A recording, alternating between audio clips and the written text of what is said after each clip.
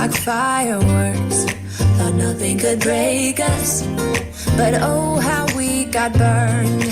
Look at us now, we scream, we fight, and no one knows the reason. We're both getting out of line. Now say goodbye and try to move on. I'll get over you, only wish that I knew how to go on. Baby, you and me, we're so messed up together. Even if we tried, we'd be stuck here forever. I don't understand right now how to make it through, but I'll get over you, and it's not like I'm gonna hate you. It's what it is, nothing left that we could do. Even though it hurts right now, we will make it through. I'll get over you. I'll get over you.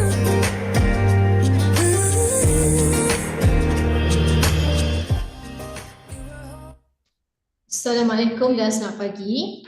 Bagi memastikan majlis berjalan lancar pada pagi ini, hadirin diingatkan agar memastikan telefon bimbit berada di dalam pengatur caraan senyap, memastikan fungsi mikrofon telah ditutup, dan juga para hadirin dialihkan untuk membuka kamera sepanjang majlis berlangsung. Terima kasih.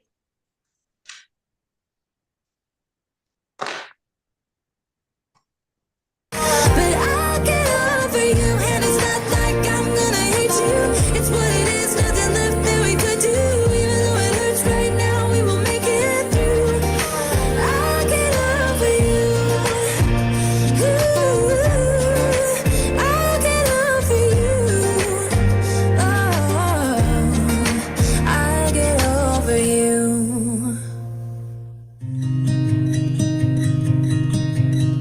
I wanted to escape for a while. Thought that a couple of drinks could ease my mind. I've been thinking of you for 2 weeks straight. I know that I need to get myself back in the game. Someone said your name had to turn around. Suddenly you're there standing in the crowd. Everything comes back in the blink of an eye. It's like you're mine, you're still mine. They skip the small talk, cause you know me better than I know myself. Oh my, it's been a while now since I saw you, but it feels like yesterday somehow. Time has stopped, nothing's changed, we're the same. And we skip the small talk, cause you know me, yeah you know me like nobody else.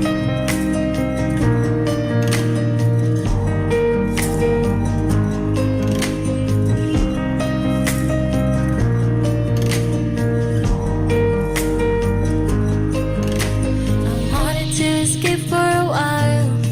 I called a couple of friends and we went out, but I never thought I'd see your face. I really wanted to escape, but it was just too late. Someone said your name had to turn around. Suddenly you're there standing in the crowd. Everything comes back in the blink of an eye.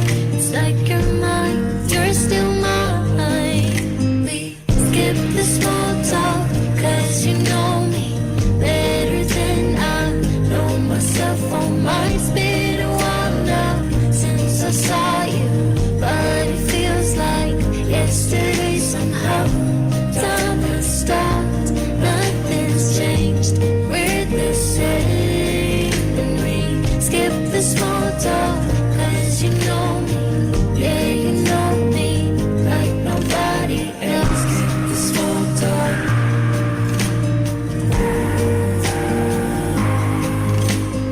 It's been a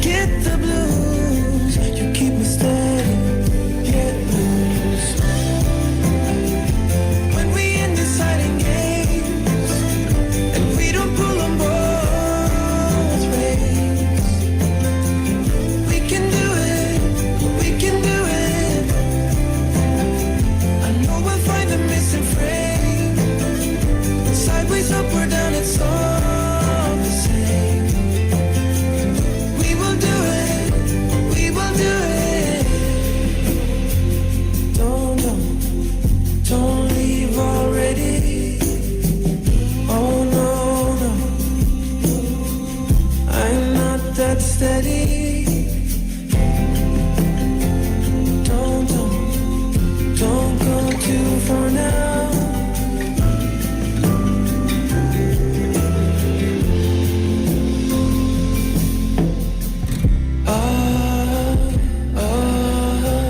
We can do it. We can do it. When we end the silent games and we don't pull them both ways. We can do it. We can do it. I know we'll find the missing frame. Sideways, up or down, it's all the same. We will do it. We will do it.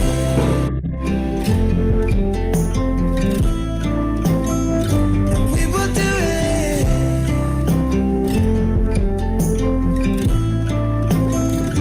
We will do it.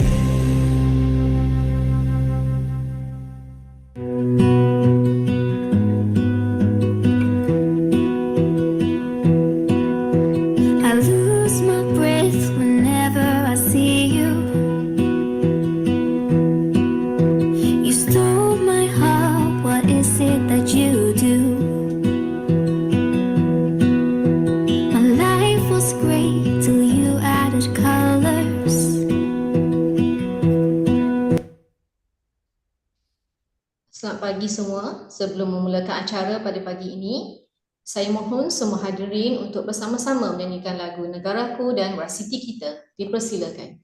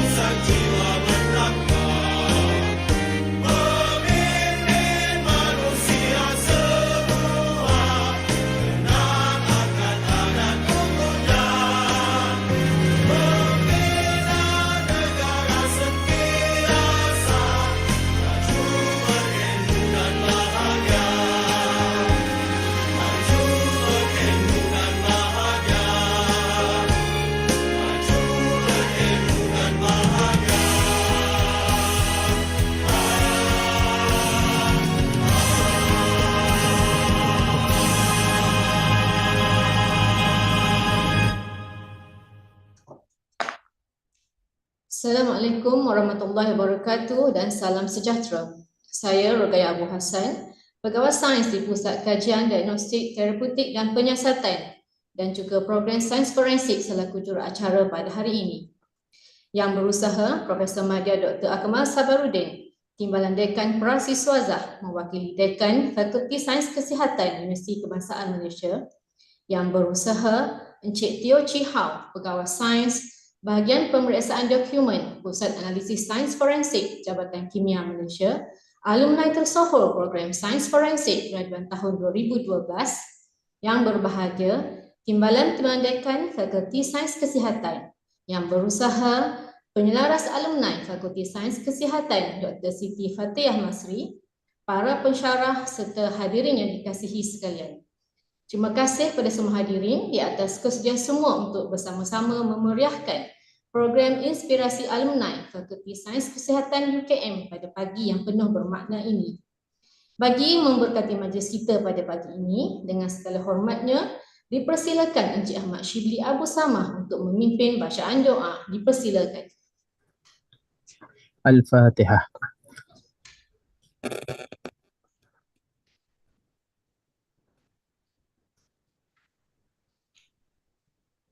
A'udzubillahi minasyaitonirrajim.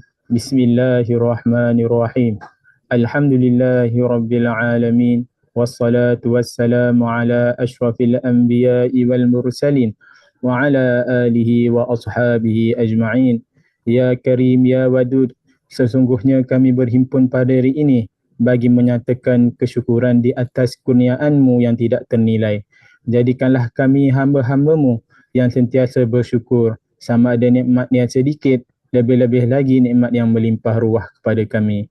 Ya Allah, Ya Rahman, Ya Rahim, Ya Allah, Engkau berkatilah dan rahmatilah perjalanan majlis kami, program Inspirasi Alumni Fakulti Sains Kesihatan pada hari ini. Sesungguhnya Engkau maha mengetahui bahawa kami di sini ingin menimba ilmu-Mu yang sangat luas bagi mengembangkan ilmu pengetahuan kami sebagai hamba-Mu yang Engkau redai. Justru berkati dan rahmatilah majlis kami ini. Kurniakanlah kepada kami ilmu-Mu. Sinarilah hati-hati kami dengan cahaya dan hidayah-Mu. Semoga dengannya kami mudah menerima dan menghayati serta mengamalkannya. Allahumma jam'ana hadha jam'an marhuma wa tafarruqna min ba'dihi tafarruqan ma'suma. Rabbana 'alaika tawakkalna wa ilaika anabna wa ilaikal masir. Rabbana آتنا في الدنيا حسنة وفي الآخرة حسنة وقنا عذاب النار وصلى الله على سيدنا محمد وعلى آله وصحبه وبارك وسلم والحمد لله رب العالمين. Majlis merakamkan setinggi-tinggi penghargaan dan terima kasih kepada Encik Ahmad Shibli di atas bacaan doa sebentar tadi. InsyaAllah semoga majlis kita pada pagi ini berjalan lancar dan limpahi berkat darinya. Sidang hadirin sekalian, adat berbahasa menyampaikan pesan, adat upacara menyampaikan ucapan.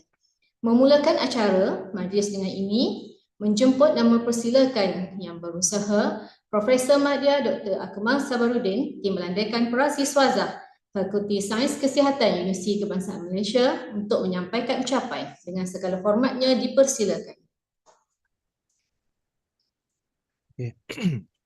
Bismillahirrahmanirrahim. Terima kasih Puan Rogaya Abu Hassan, pengerusi majlis kita pada pagi ini. Yang berusaha Dr. Muhammad Syam Uthman, penolong Dekan Hal Ehwal Pelajar dan Alumni Fakulti Sains Kesihatan. Yang berusaha Dr. Siti Fatihah Masri, penyelaras Alumni Fakulti Sains Kesihatan. Yang dihormati Encik Teo Chi Hao, Pegawai Sains Jabatan Kimia Malaysia dan juga merupakan alumni tersohor Fakulti Sains Kesihatan. Yang dikasihi para pensyarah, kaki tangan warga UKM dan para pelajar sekalian. Assalamualaikum warahmatullahi wabarakatuh dan salam sejahtera. Alhamdulillah, marilah kita bersama-sama panjatkan rasa syukur kerana dengan keizinannya dapat kita bersama-sama menjayakan program Inspirasi Alumni Fakulti Sains Kesihatan Siri yang ke-11 pada pagi ini. Pertama sekali, saya bagi pihak fakulti ingin merakamkan ucapan penghargaan dan ribuan terima kasih kepada alumni jemputan kita pada hari ini, iaitu Encik Teo Chi Hao, kerana sudi meluangkan masa untuk berkongsi pengalaman dan kejayaan beliau kepada warga FSK. Untuk makluman semua, Encik Teo Chi Hao merupakan alumni hebat kelahiran program Sarjana Muda Sains Forensik yang telah bergraduasi pada tahun 2012. So saya kira 11 tahun yang lalu. Malahan beliau juga merupakan alumni program Sarjana Sains Kesihatan, Sains Bioperubatan dengan mod penyelidikan yang juga telah bergraduasi pada tahun 2016. Beliau kini berkhidmat sebagai pegawai sains di Jabatan Kimia Malaysia. Kehadiran Encik Teo pada pagi ini umpama sirih pulang ke gagang, dan pihak fakulti amat berbesar hati atas kesudian Encik Teo untuk menceritakan perjalanan kerjaya beliau kepada warga FSK, khususnya para pelajar Fakulti Sains Kesihatan. Hadirin sekalian, untuk makluman semua, setiap program di Fakulti Sains Kesihatan mempunyai alumni yang mempunyai pencapaian yang sangat cemerlang dalam bidang kerjaya yang diceburi, dan ini memberikan sumbangan atau memperoleh pengiktirafan di peringkat kebangsaan ataupun antarabangsa. Pencapaian cemerlang alumni FSK dalam apa jua bidang wajar untuk diiktiraf dan dicontohi oleh belia muda masa kini. Alumni sebeginilah yang wajar untuk kita nobatkan sebagai alumni tersohor dan menjadi inspirasi serta penyuntik motivasi kepada para pelajar sekalian. Sehubungan dengan itu, pihak fakulti juga tidak ketinggalan untuk memberikan pengiktirafan atas kejayaan yang dicapai oleh para alumni. Justeru, wajah para alumni tersohor FSK ini telah diabadikan di dinding kemasyhuran alumni ataupun Wall of Fame di kampus Kuala Lumpur, kampus UKM Kuala Lumpur, yang akan diubah secara berkala.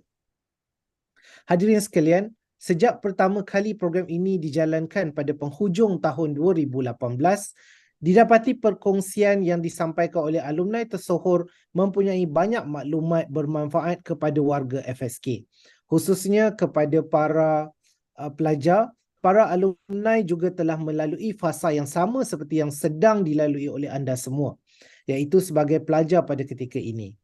Oleh itu, tidak hairanlah jika kehadiran alumni ke FSK amat dialu-alukan, dinanti-nantikan dan sentiasa dirasakan dekat di hati pelajar.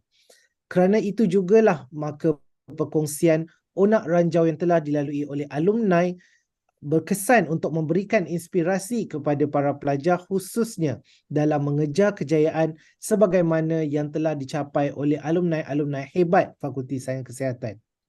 Ini adalah antara peluang yang diberikan kepada pelajar untuk menimba ilmu pengetahuan berdasarkan kepada pengalaman serta kejayaan alumni dari Fakulti Sains Kesihatan.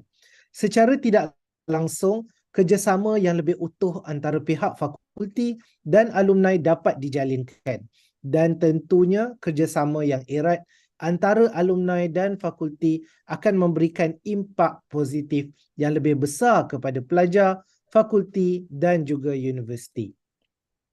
Hadirin sekalian, kebanyakan alumni FSK kini bekerja di pelbagai industri sama ada di dalam dan luar negara.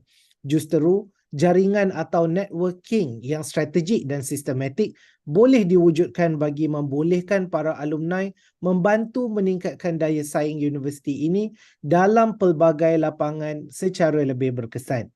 Oleh itu, saya berharap agar para pelajar tidak melupakan kami di sini apabila telah berjaya kelak dan kembalilah semula untuk menyumbang kepada alma mater. Hadirin sekalian, sebagai penghias ucapan saya pada pagi ini, saya akhiri dengan dua rangkap pantun. Terbang rendah si burung merbuk, lewat petang pulang ke sarang, adat Pinang pulang ke tampuk, adat Sirih pulang ke gagang. Kehadiran alumni amat dinanti, pemangkin semangat siswa dan siswi. Terima kasih ucapan diberi, hadirnya Tuan ke majlis ini. Saya bagi pihak Fakulti Sains Kesihatan sekali lagi ingin merakamkan setinggi-tinggi penghargaan Dan ucapan terima kasih kepada Encik Teo Chi Hao kerana sudi untuk bersama dengan kita pada hari ini. Semoga perkongsian daripada beliau memberikan manfaat dan suntikan semangat kepada semua pelajar untuk menjadi individu yang berjaya dalam pelbagai aspek dan memberikan sumbangan besar kepada masyarakat dan negara pada masa hadapan. Sekian, wabillahi taufiq wal hidayah. Wassalamualaikum warahmatullahi wabarakatuh. Majlis merakamkan jutaan terima kasih kepada Dr. Akmal di atas ucapan sebentar tadi. Sebelum majlis diteruskan, saya mohon semua hadirin untuk membuka kamera bagi sesi bergambar sebagai tanda kenangan majlis kita pada pagi ini. Jadi saya mohon semua untuk buka kamera.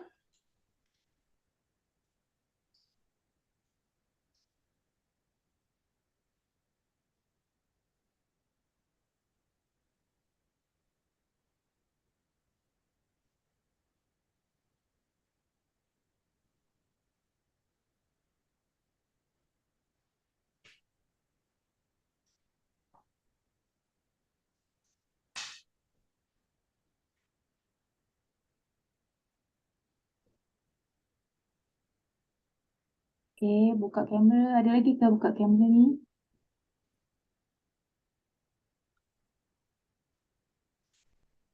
Kita bagi lagi seminit lagi.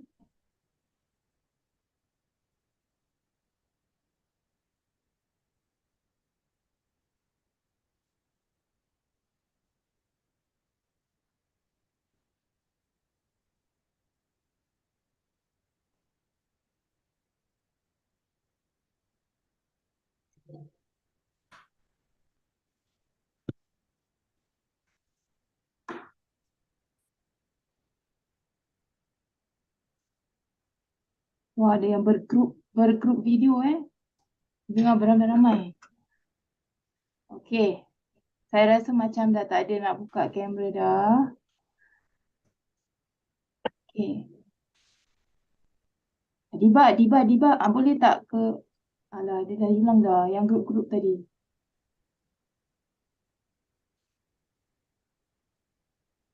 Alright. Okey, ready ya. Diba tak nampak muka. Okey. Diba, yang tu yang penting, yang grup tu. Okey, 1, 2, 3. Lagi sekali. Okey, 1, 2, 3. Okey, tu saya nampak lagi cantik tu yang bergrup ramai-ramai tu. Lagi sekali yang grup ramai-ramai dah hilang. Okey. Last 1, 2, 3.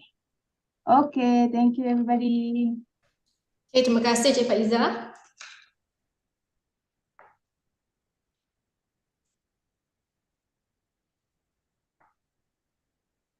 Okay, majlis seterusnya menjemput dan mempersilakan Yang Berusaha Dr. Muhammad Syam Othman, penolong dekan Hal Ehwal Pelajar dan Alumni Fakulti Sains Kesihatan untuk berkongsi sedikit biografi alumni jemputan pada hari ini.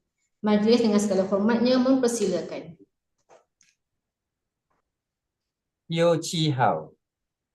Encik Teo Chi Hao adalah alumni tersohor bagi program Sains Forensik di Fakulti Sains Kesihatan. Beliau mendapat ijazah sarjana muda Sains Forensik dengan kepujian pada tahun 2012 yang membolehkan beliau menjadi alumni buat kali pertama. Namun, kasih sayang beliau, keakraban beliau dengan Fakulti Sains Kesihatan diteruskan lagi apabila beliau menyambung pengajian ke program sarjana Sains Kesihatan, Sains Bioperubatan dan bergraduasi pada tahun 2016 yang membolehkan beliau menjadi alumni buat kali yang kedua. Selepas beliau memulakan kerjaya sebagai pegawai sains di Jabatan Kimia Malaysia seawal tahun 2014 dan bermula pada Jun 2015 beliau diwatakan sebagai pemeriksa dokumen di Jabatan Kimia Malaysia. Antara bidang tugas Encik Teo adalah melibatkan pemeriksaan tulisan tangan, tanda tangan, tulisan type, proses percetakan dan kesan tekapan. Selain daripada tugas-tugas hakiki beliau, beliau juga terlibat aktif sebagai penceramah dan memberikan latihan dalam pelbagai kursus seperti kursus siasatan jenayah pemalsuan, pelencongan, tanah, Jabatan Siasatan Jenayah Komersial, Polis Diraja Malaysia dan khusus forensik perhutanan di Jabatan Perhutanan Negeri Pahang. Sesungguhnya pihak Fakulti Sains Kesihatan amat berbangga dengan segala pencapaian yang telah dicapai oleh alumni tersohor kita Encik Teo Chee Hao. Tahniah diucapkan.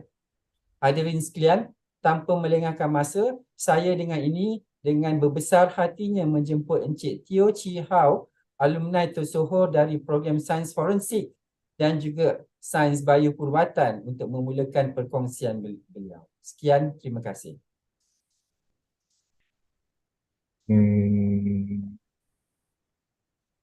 Okay. What is it?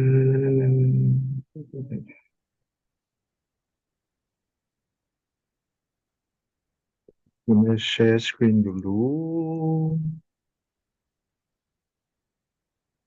Okay. Selamat pagi semua. Thank you Puan Pengerusi Majlis Puan Rogaya. Thank you Prof. Madya Dr. Akmal. Thank you Dr. Syam. Terima kasih juga kepada Dr. Siti untuk jemput saya ke sesi ini. So, I rasa first saya kena mengaku dululah. Saya sebenarnya tak adalah tersohor sangat. I punya benda yang saya dah tercapai sekarang sebenarnya tak ada apa-apa sangat. So, biasa je berbanding dengan alumni program-program lain. Tapi cuma saya sharekanlah sedikit pengalaman saya, apa yang saya dapat buat sekarang dan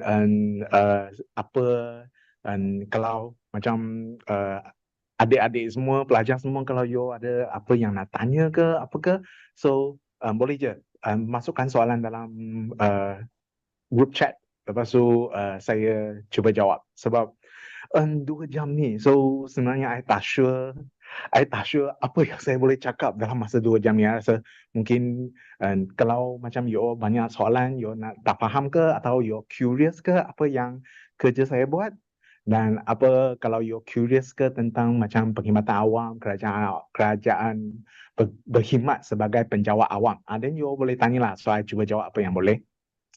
So sekarang saya berkhidmat sebagai sorry. Selamat pagi semua.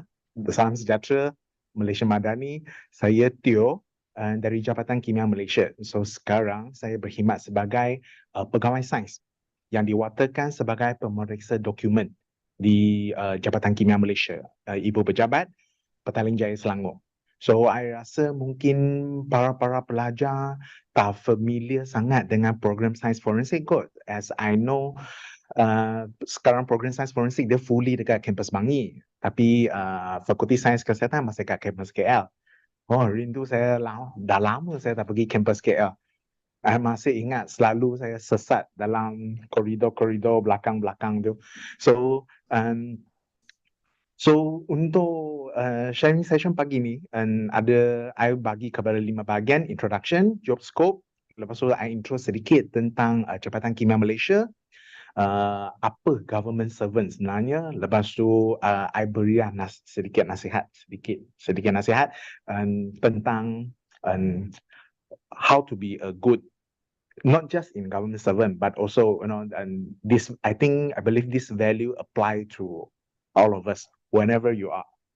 Okay, so first as an introduction, so I try to look back, try to open up my Facebook and try to dig back most of the pictures that I have during my degree time.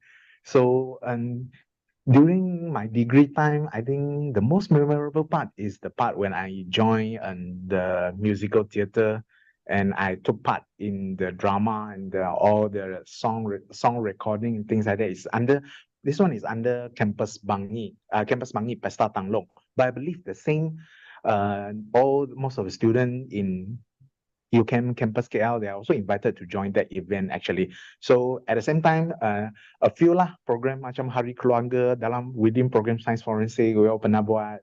Ada yang ni masa tu kami buat dekat Pasir Perdana KL.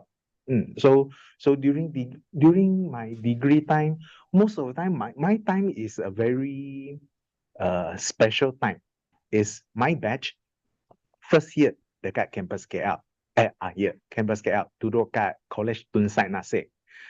Then every day kami naik bus dari College Tun Sai Nasir ke Bangi campus untuk masuk kuliah dekat Fakulti Sains Teknologi.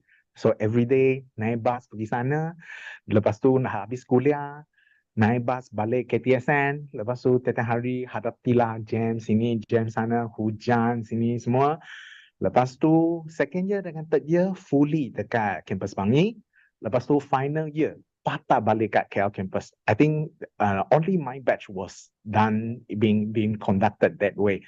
My senior, before the batch of senior before me, they are fully based in KL campus, and the junior behind me, after me, they are fully based in Bangi campus. So it's my batch that I was lucky enough we got to experience both of the campus life in KL campus and also in Bangi campus. So after I graduate my degree, I joined the forensic science program as a research assistant, and then use that research. I joined as graduate research assistant. So that's where I use that project as my master project, and I finish it. And meanwhile, because I was a JPA holder, so during that time, and every JPA scholarship holder, we need to report ourselves to Suruhanjaya Penghematan Awam. So that's where halfway through my master, I get called for interview. Actually, I get called a few times. So the interview tu ada beberapa kali. So masa sebelum I habis master tu. So lepas tu finally, then I dapatlah kerja sebagai pegawai sains dekat Jabatan Kimia. So untuk masa I join Jabatan Kimia tu, zaman I masa tu masih tak ada online test, hanya dia macam you upload dokumen, key in, lepas tu dia akan panggil interview. So masa interview saya dekat kalau tak salah station KL. Lepas tu masa interview tu lah you kena bentangkan you punya sijil semua anugerah hadiah ni hadiah tu.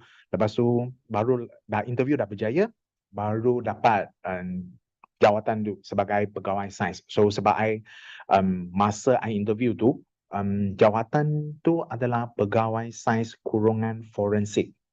So I think mungkin most of you will curious what is forensic about, and I think most of you will think that forensic is only related to the dead bodies, the post-mortem, the things like that, and it's all of the story of the drama that you have watched in TV. Actually, it's not just that. It's actually beyond that. Forensics means forensic itself. It means application to law. So means on whichever field of knowledge which is applicable to law one day later, there's a forensic side of it. So there is forensic odontology, forensic accounting, forensic engineering, forensic nursing. So you can name a lot. So it's as long as up to a case where the knowledge was applied and in the trial of court, that is forensic. So, but definitely in the current situation, in most of the contexts, the forensic is mostly related to like the dead bodies or whether there is certain crimes have been committed. So the judge want to know whether the OKT, the person accused, is it guilty or not. So they will employ us for analysis, to advise or to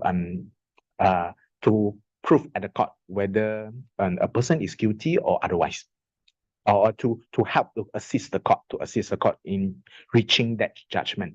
So my job scope.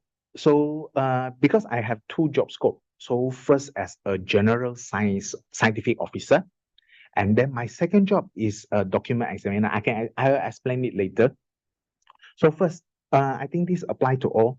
When you join as a scientific officer, I think not just in Jabatan Kimia Malaysia. When you, I believe we are all FSK. So I think most of our graduates will join hospital or healthcare professionals.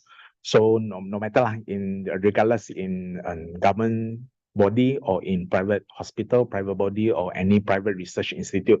So I think this apply to all. So what we do is more than just lab work. Every day I have to spend like 40% of my time, handling all these administrative things. You have forms to fill, you have online system to key in, you have things to do. So all these administrative things. And then, of course, I have to take part in purchasing. So from time to time, Jabatan Kimia is a very huge department. So from time to time, we purchase this and that, purchase not just instrument, we purchase, and the physical assets. And if we purchase like Face ID record system, all the ICT, the printer, the PC. So some of it I was involved because we have an assessment and things like that. And then besides that, I got a chance to learn about all the protocol, the things, because in Jabatan Kimia, it's a government body. So from time to time we organize event, and the events menteri-menteri akan datang. Sometimes Perdana Menteri akan datang. Lepas tu kalau Perdana Menteri datang, lepas tu ramailah menteri-menteri lain akan hadir.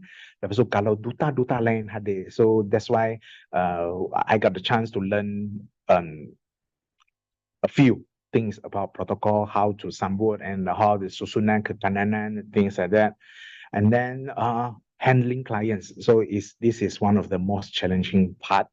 So I believe no matter where you go, you handle clients, not the boss, it's just the clients. So when the clients come to you, they say, okay, Mr. Teo, I want to do this, I want to do that. I want this, I want that. So that is the time you have to reasoning with them, and then analyze things, whether it could be done, whether it could not be done, things like that. You have to handle with the client if they are reasonable and they are sensible. So from time to time, you akan faham lah. So kadang-kadang adalah perangai yang songai-songai. So so memang dia banyak menguji Japan, it tests your patience when you try to deal with them. No matter it's face-to-face or telephone phone calls, you have to deal with them. And that is, part of parcel in our daily job scope as an officer. And of course, and from time to time, we need to learn about how to maintain the asset. So that not just including the scientific instruments, the chromatography or the UV spec and things like that. So there's a lot of things, ICT, things like that. Little from little, we need to learn about extra knowledge beyond scientific things. And then lastly, so when you have a vast knowledge about in the field, in the analysis, of course, you will get involved in the accreditation system and the quality system. So currently, the Forensic Science Analysis Center in Jabatan Kimia, Malaysia, we are under accreditation by an American National Accreditation Board, ANAP, and is equivalent to an ISO 17025. So please, if you got any questions, so please type in the group chat. So nanti saya jawab. Okay, so this is the second part of my job scope. So I am a document examiner, pemeriksa dokumen yang diwakilkan di bawah Perlembagaan Malaysia. I think this is, I believe this is quite rare. Not much people know about this occupation, pegawai. So even in Jabatan Kimia Malaysia right now, throughout Malaysia, we have around 1, 2, 3, 4, 5, 6, 7, 8. We have around 10 officers, 10 document examiners, which covers the all cases from throughout Malaysia, from Peninsula, and also from Sabah Sarawak. So what we do as document examiner, so like Dr. Sham said just now, so we analyze handwriting signature. For the handwriting and signature, it covers around 80% of our job scope, our workload. So mostly the document will be sent in. They want to know who wrote it. A certain check came in. They want to know who signed it. So that's what we do. So we they will submit with specimen, and then we will compare, we analyze, and then we tell, okay, so nota ugut ini, the ransom note was written by this person, things like that. Atau check yang dipetikaikan ini, atau contract ini, atau borang-borang ini adalah ditandatangani oleh, was written by someone. Okay, so the third part is an alteration. And what is alteration? So alteration is mostly it happens at claims form or check or some contract, so where they want to alter something. So as you can see from the photo, you can see at the third line, the August 14 year 2000, you can find that, and it's actually there's two types of ink. So that's what we analyze. We use instrument to enhance the viewing, so to know that whether a certain entry or certain handwritten notes was written, or what is the original entry of the question entry. So so obviously, the original entry is actually August 1st, 2020, and then someone add on the stroke 1 and L shape, so become August 14. So that's what we do. It's a very simple illustration. So what is alteration lah? So typewriting is quite getting less and less nowadays, because even saya pun tak pernah guna typewriting. So my age already start with printers, but from time to time when there is a dispute about all documents, so if there are all documents, the documents could have been typewritten.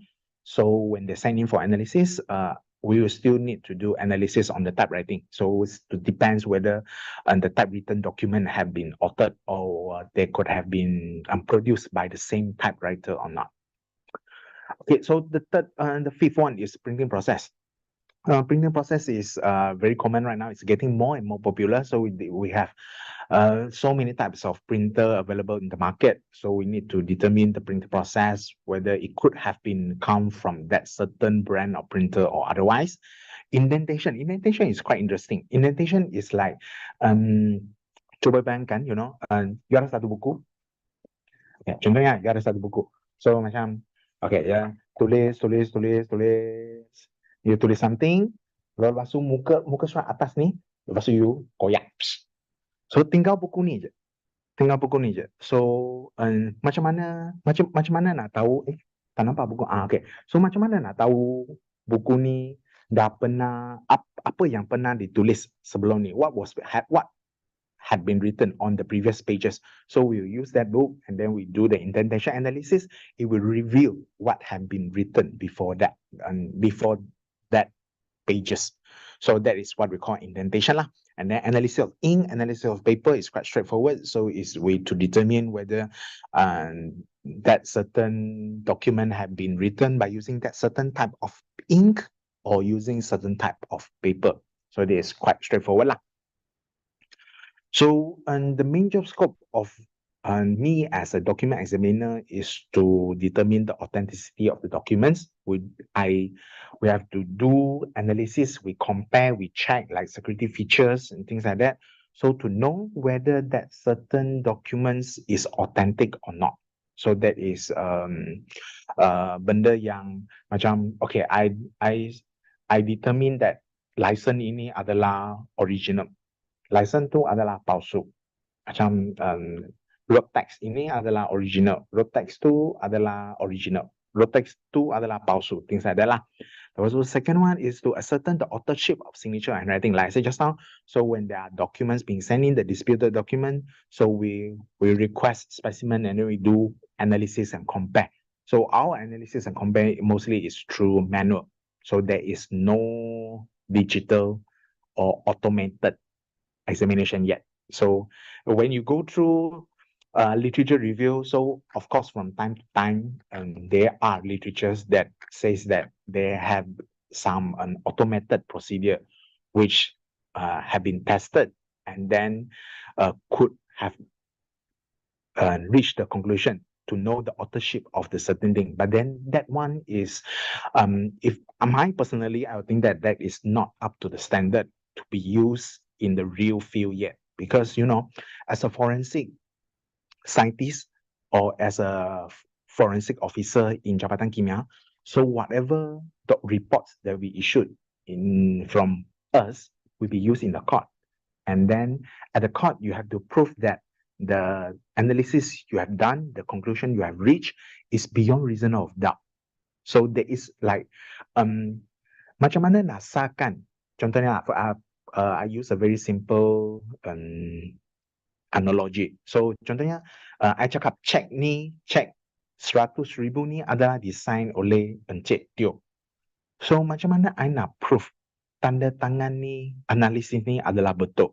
So that is, I have to prove to the court my analysis and my conclusion is beyond reason of doubt, because mahkamah, hakim, the judge will use this report as the main guidance for his or her verdict, yang arif verdict. So dia macam, okay, report dari Jabatan Kimia, laporan pakar dah cakap, cek ni betul-betul you yang sign. So you memang kena bayar kat orang tu 100,000. So that is the thing. That is just document. So imagine the things applies to other forensic field. For example, in DNA. So DNA cakap, yes, your DNA had been found on the victim's body. So there are a certain degree of connection between you and the victim, the disease. So orang tu dah mati. Lepas tu jumpa DNA dia, contohnya atas kuku dia, dalam kuku dia jumpa DNA, you. So up to a point, there's connection. For example, like dada. So untuk dada, contohnya methamphetamine, up to a certain gram, you akan hukuman gantung. So conclusion, the analysis of result, how many grams of amphetamine was found in your bag or in that certain pills. So the analysis will decide your fate.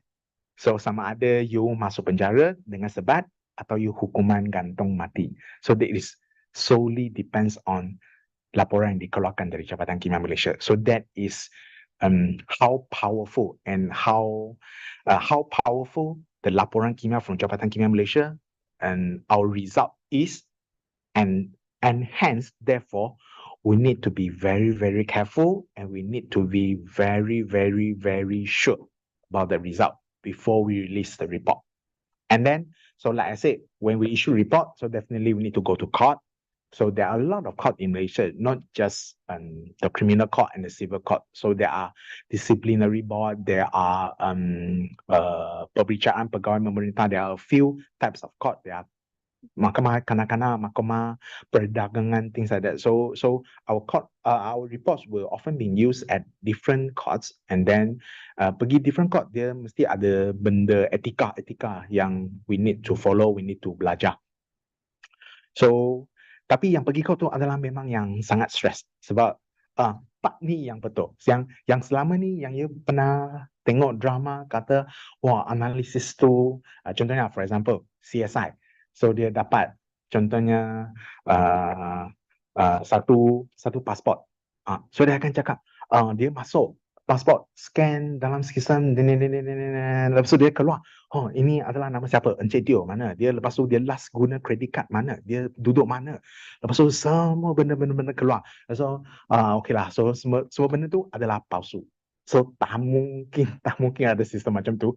So memang susah. Contohnya macam dia ada satu vial appendal tube, dia macam dia masuk dalam sistem terus ting terus keluar. racun ni adalah apa? Is a what type of poison? And then dia dari mana dia beli ni? Lepas tu dia beli dengan kredit card mana? So sekarang telefon dia dengan mana? So benda tu is only for the effect of drama. But then in real life, I would say unlikely the things would be so efficient.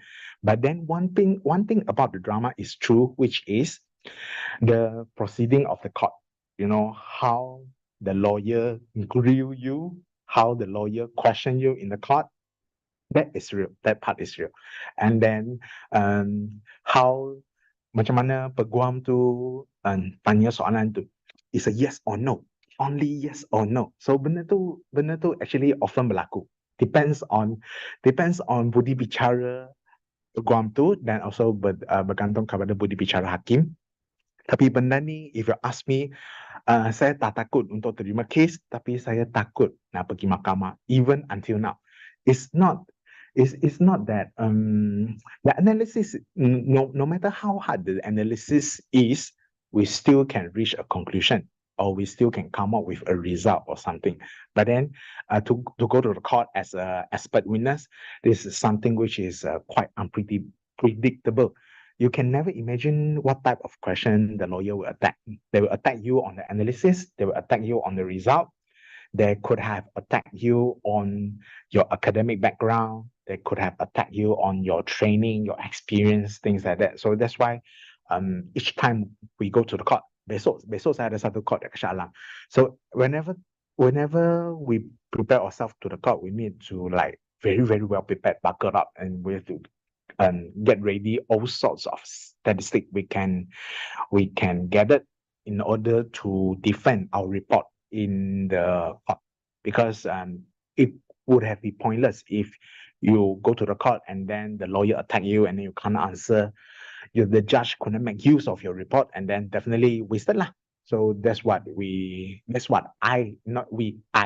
myself, my personal, I quite kadang-kadang takut juga nak pergi court. So macam especially report tu macam you dah tahu report tu macam benda yang akan argue, lepas tu lawyer tu banyak garang, so macam hakim tu banyak garang, macam habislah aku.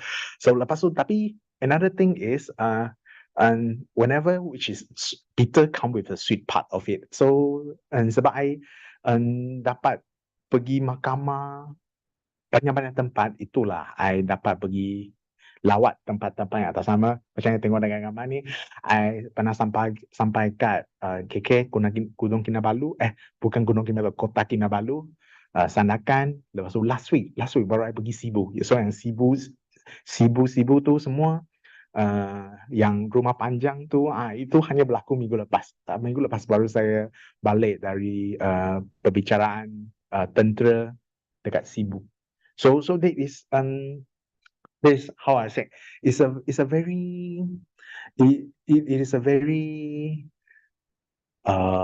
personal thing. So pergi court memang susah, pergi court memang challenging. Tapi you try to make yourself enjoy sambil kerja, sambil jalan. So that's why you make your life won't be so stressed lah. Okay. So now I introduce a bit about Jabatan Kimia. So actually Jabatan Kimia under Pusat Analisis Sains Forensik, we have 5 bahagian. Bahagian Forensik DNA, which handles all the DNA high profile cases, whether they found a dead body, they want to know who is the dead body, or there's a murder case. They want to know whether any foreign DNA involved, or as simple as paternity. So there's one child, but there are 2 potential father. Who is a father, or who is the father? So normally mother dah tahulah. So tapi nak tahu siapa ayah baby tersebut. So paternity test lah. So bahagian narkotik is the narcotic section, narcotic division, which will handle most of the drugs, illicit drugs. So the amphetamines, the ecstasies, and even the ganja. So bahagian toxicology is the poison part, toxicology session. Is where they want to analyze whether a certain person, certain body, certain disease had consumed certain poison or not, or whether that thing is it a scheduled poison under an act certain act. And then criminalistic, and the analysis that criminalistic and division covered is actually quite wide. So they covered from bullets, the ballistics to soil analysis, and then it covers from the explosive and also accident analysis, and it covers vehicle etching, the engine number and the chassis number of the vehicle. They will retrieve the original and chassis number and engine number of certain vehicle. And lastly is my division, which is document examination division, bagian pemeriksaan document. So like I said just now, we examine document, we determine authenticity of the documents, lepas tu proses cetakan. Okay, so actually besides forensic analysis center, we have different center. We have research center, we have environmental center, and under environmental center, we have food lab, we have food analysis laboratory, water sumber analysis, water source analysis, and what else? Industrial sewage analysis. Like, so other than that, we have industrial center. So in industrial center, they will cover all the industrial part, where then the percentage of the alcohol and the contents of the cigarettes and the fabrics and papers and things like that. So they will cover most of the industrial part, petroleum. So that's what their analysis. So okay, so this is a few places that I've been under Jabatan Kimia Malaysia. Like the first one on top is just happens last month, is because Jabatan Kimia is one of the agency registered under an Asian Forensic Science Network. So the Asian Forensic Science Network is that every year they will organize an annual meeting. So, and that is the only chance, and not the only, it's a very few chance that we can meet with document examiners from other country. So like the picture shown above, we have China, we have Korea, we have India, Philippines, as far as India, and the Masale in the middle, and he's currently the chairperson of the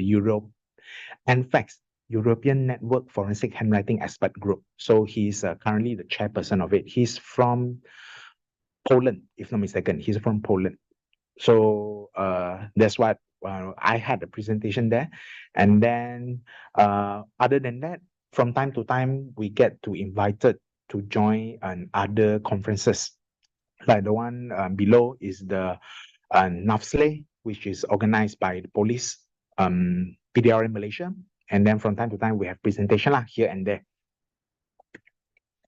So, Cik Atia tengok gambar you. So, other than that, Jabatan Kimia, we don't just do analysis. Walaupun kerja utama lah, on paper, our main job scope is to perform analysis, to issue report, to attend court. But then that is not the only thing we do. Like I said, we need to do purchasing, we need to do the administrative work and things like that. And then from time to time, we have pameran. So the one on the left, two pictures on the left is the one I went to pameran. I think I met Cik Atia. That is the pameran at Seremban, if not mistaken, atau Nilai, somewhere in there. And then the one at the bottom, if not mistaken, is the pameran at the Maktab, Melaka, things like that. So, and the middle one, the upper two one on the right is, and sometimes we get invited to give speech at other institute, because Jabatan Kimia, we have a wide source of clients, especially from documents. So we receive case not just from the law enforcement agency, which means law enforcement agency, I mean, is inclusive of police, Army, Tentera, Angkatan Tentera Malaysia, SPRM, MACC, Suruhanjaya Penjagaan Rasuah. Sometimes we still receive from SSM, Suruhanjaya Syarikat. So other than law enforcement agency, we also receive cases from private sector. So for civil court, they were mainly on the civil court lah. So if the civil court, some certain lawyers or certain person, they suspect that their signatures or their document have been forged, so they will submit to us for us to do analysis. So lepas tu dekat bawah, the bottom in the middle and so the lower right is where we have some certain volunteering effort lah. So some every year adalah so-called what CSR, corporate what is CSR, corporate service, things like that. So we need to perform a certain amount of the corporate service to prove that we are not just scientists doing analysis in the lab. Okay. So so this last year, I got the chance to get an attachment training at India. So I attached at one of the private laboratory there for 2 weeks times at Chennai, Tamil Nadu. So I get to learn about a little analysis on the Tamil script, because in Jabatan Kimia, we need to receive certain cases, because Malaysia is a multiracial society. So we have that is one of the reasons I get posted in bahagian pemeriksaan document, because from time to time there will be Chinese script signature or Chinese script handwriting, could have Chinese script suicide note. So it's written in Chinese. So definitely you need Chinese officer to receive the case and to perform the analysis better. So one of the reason I get attachment training there is to get exposure and a little bit training about on the Tamil script analysis. So sama lah. So pergi training, sambil training, pakailah duit sendiri untuk pergi jalan-jalan. So I get to visit. I was very honored to visit Taj Mahal and also the Ganges River. So I would say, apa risau, whoever wants to plan to visit India, is not as scary as it seems, and it's not as scary as you are worried. So it's not that terrible after all. So, and if you plan it nicely, accordingly, you can go back safely and come back safely. Okay. So pada masa ini saya menggunakan peluang ini untuk introduce satu ubat. So pergi beli pil Citek-On. So pil Citek-On tu pergi bawa ke India, so you can survive dengan makanan over there. Okay. Okay. So government servant. So I believe most of the alumni from Faculty Science Kesihatan FSK is mostly will be if you join government servant lah, I will believe most of it will be joining as officer in hospital or in KKM, Kementerian Kesihatan. So actually I don't know whether have any other alumni share this yet, but I think it will be a good chance for me to share with all of you. So actually, to join government servant is not as restrict as you imagine. So first, okay, so the upper one is the hospital, because we all are science kesihatan. So no, kalau you join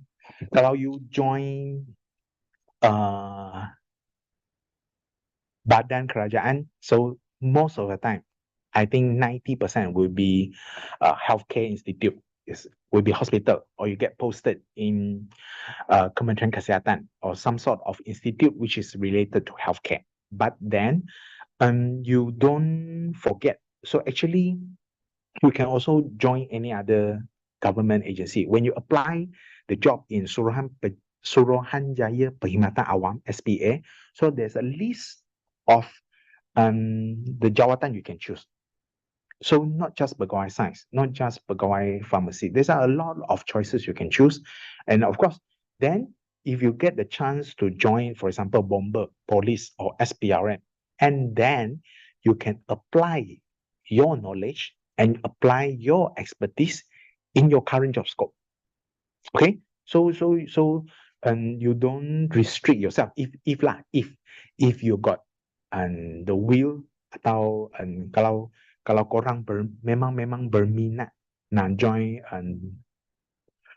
penjawat awam, nak jadi penjawat awam, memang nak sangat. So you jangan fikir saja, I'm only a nutritionist, so hanya boleh pilih pegawai nutrition. Oh no. So you go through the things. So actually there's a lot of choices you can choose. So beyond your expertise, you pun boleh try. Mana tahu rezeki ada, you get called interview and then you really got the job, then it's never too late to apply your knowledge in that current position. So you don't restrict yourself. Don't restrict yourself in that certain field only. And then, okay, so other than pegawai science, this is only from my personal experience lah.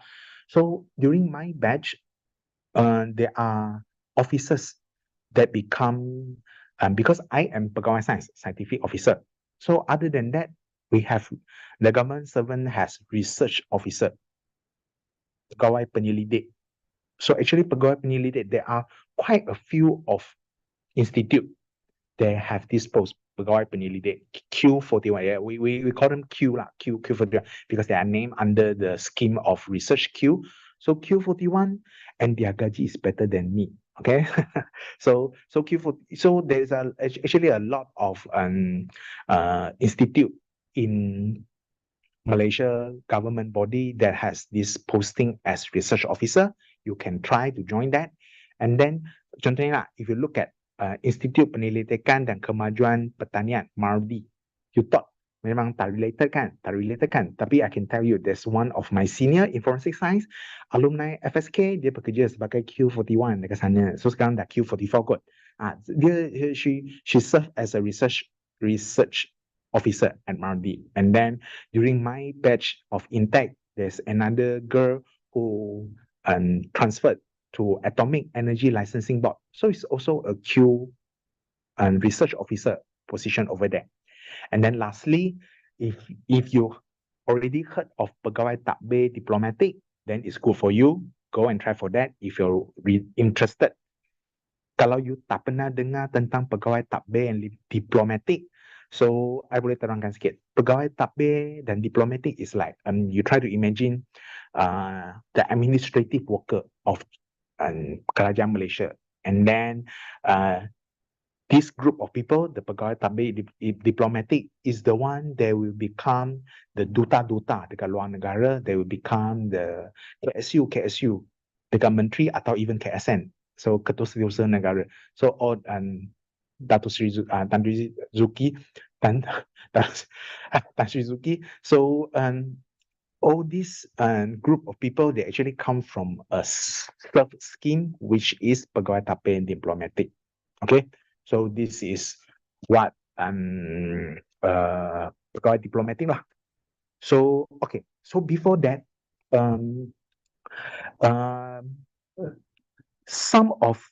sometimes there are juniors or there are some friends, adik-adik. So they come and ask me about joining a government servant. Is it good or not? Is it nice or not? I got two offered. One is government servant, one is private sector. What would I choose? Which one is I choose? So banyak orang tanya I pasal benda ni, tapi biasa saya akan jawab, penjawat awam dengan pekerja swasta, which one is better? This one is depends on what you want. Sebab I berterus terang dekat sini, penjawat awam memang is underpaid. I believe not just in Jabatan Kimia, even if you work in hospital or you work in other healthcare institute, government healthcare institute, mostly we are underpaid. And then the workload is high. But the good thing about government servant is stable. So you hidup tak mewah, tapi you tak perlu risau. Gaji ada, kalau you kerja, you perform nicely, you prestasi kerja tak adalah teruk sangat, so you get your pay monthly. datang kerja nice, ikut arahan semua. So you tak perlu risau. Gaji you memang cukup lah untuk beli kereta, cukup untuk beli rumah, cukup untuk sara hidup. Memang cukup. Tak perlu risau. Tapi kalau you nak mewah, macam tahun ni saya nak pergi travel kat UK. Lepas tu tahun depan nak pergi travel kat Australia. So yang tu memang you kena jimat. You memang kena jimat-jimat. Baru you dapat save up the money to go there. But then you can, so alternately, contrary, if you aim for a competitive lifestyle, you want a very competitive working environment. So you can choose private sector. So if that is what you want. So kalau korang nak tahu sama ada nak join penjara awam ke atau nak join private sector, so you kena fikir dulu. So what you want in your life. So you mungkin akan fikir okay, so sekarang saya masih muda, so saya nak try dulu lah fighting dalam private sector. Well, it's good for you. Off you go. So there's no which one is better than which one. It's just that which one sesuai, which one suits you, what you want, what is your ultimate goal in your life. Okay, so that is one thing lah. Okay, so attitude. So apa yang nilai-nilai murni? What is the moral values that we need to implement in? This one is I speaking from myself as a science officer, as a scientific officer, forensic science officer. So first is integrity, because whatever cases we receive is private and confidential. We need to have our integrity to protect the case, to protect the exhibit, and to protect the information of the analysis. From time to time, we have high-profile cases. Most of the time, whatever news yang big news yang masuk surat khabar atau masuk dalam berita, most of it will come to Jabatan Kimia Malaysia, and then you could have been the one who received the case, and you could have been the one doing the analysis or involved in the analysis indirectly. So benda ni is solely depends on our integrity to report as to report it as it is. So tak adalah macam saya rasa macam ni, lepas tu saya tengok berita macam tu, so saya rasa dia lah tu, macam tu. It's not like there's no berita things like that. There's no rumor the FB saya nampak orang share ini, saya nampak orang share itu, TikTok cakap macam ni, TikTok cakap itu. No. So we just solely report based on what we analysis, and then we need to know the boundary of your analysis, because like every type of analysis, we have an upper limit, we have an upper limit and lower limit, the detection limit. So we need to know the boundary of our analysis. That's why we need to always protect the information or whatever things exhibits in the case. And then second is about impartiality. So like I said just now, when you handle with client, my personal experience, I handle with clients, saya pernah ada clients yang menangis depan saya.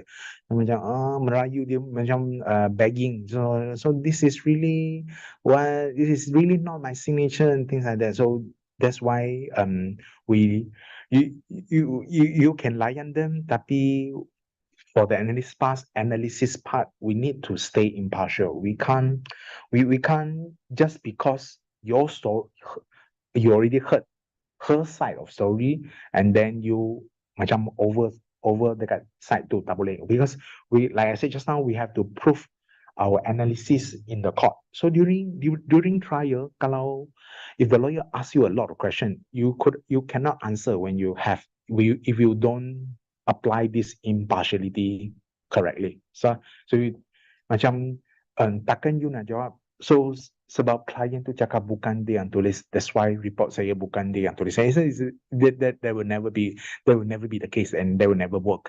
So that's why impartiality is one of the things which is important. And lastly, other than integrity and impartiality, so of course commitment. You always need to committed to your work.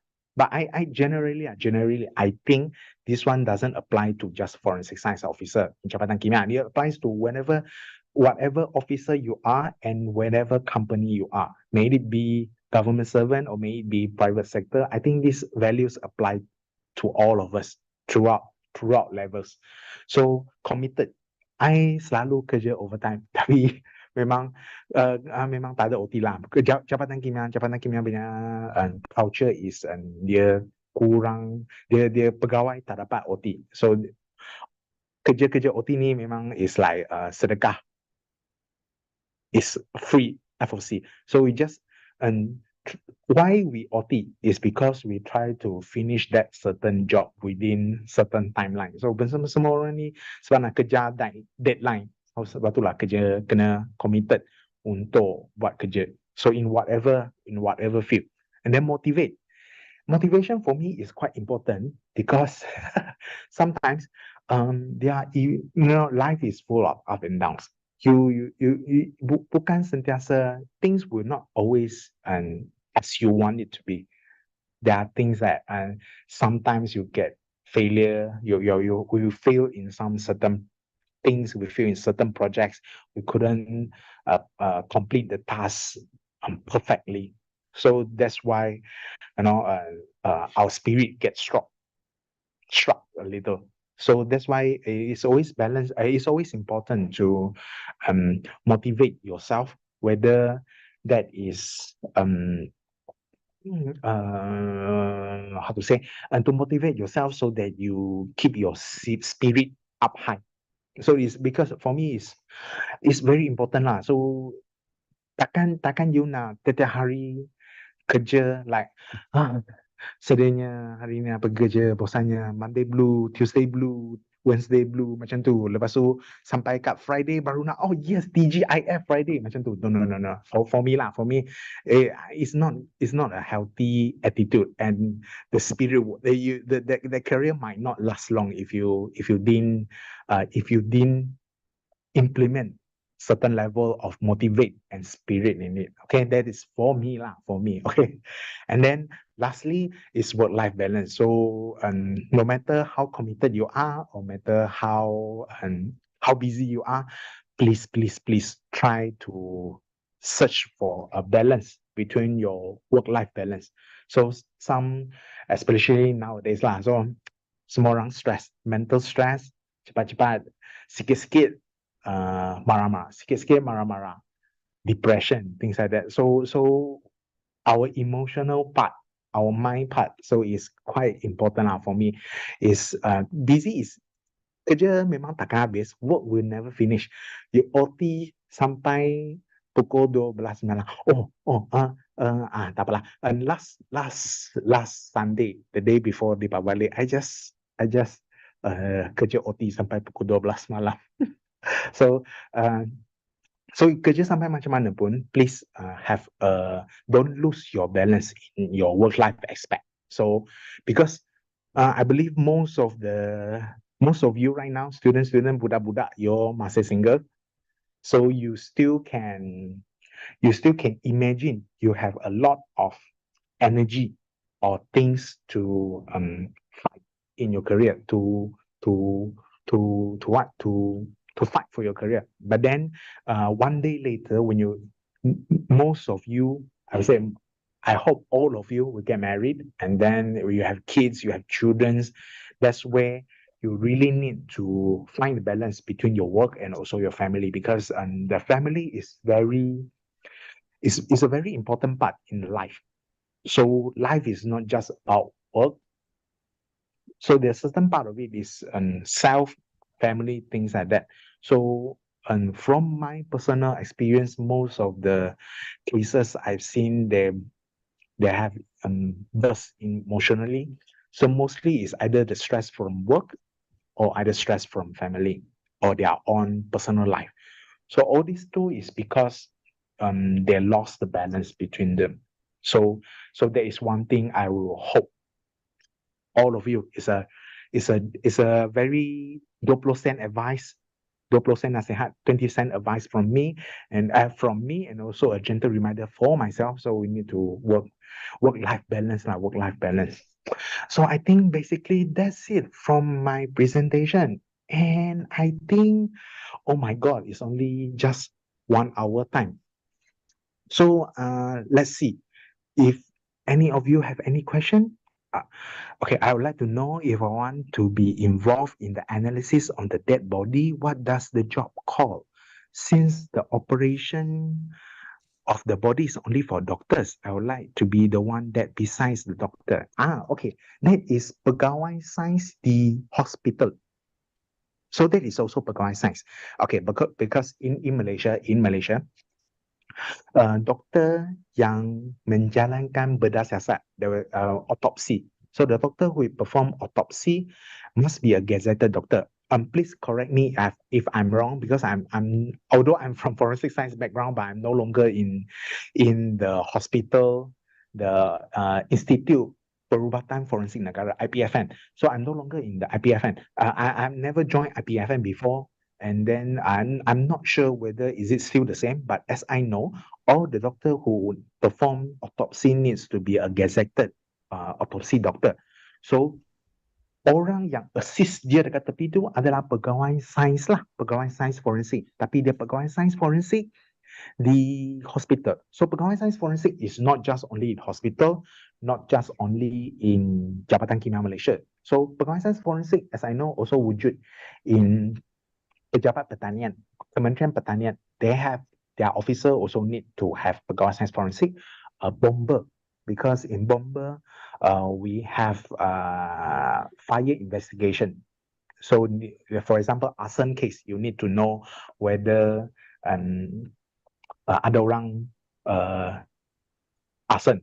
So they throw petroleum or petrol or kerosene to burn the thing to cause fire. So you need to investigate, you need to do analysis to know whether what type of fuel they are using, and then you need to perform the analysis. So that is also pegawai sains forensik under Jabatan Bomber. So if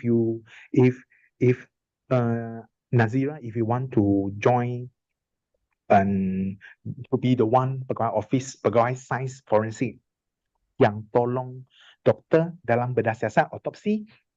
So when you get the SPA call, like Suruhanjaya Perkhidmatan Awam, right now, as I know, the SPA, when you fill in the form, when you fill in on the website, I want this, I want to apply this, I want to apply that, apply. So in the end, they will ask you to sit for online exam. So they'll ask you simple questions. They'll ask you about the policy of the country. Normally, it's not difficult questions. It's not very technical or calculative and things like that. No need. So it basically is just a general understanding of you about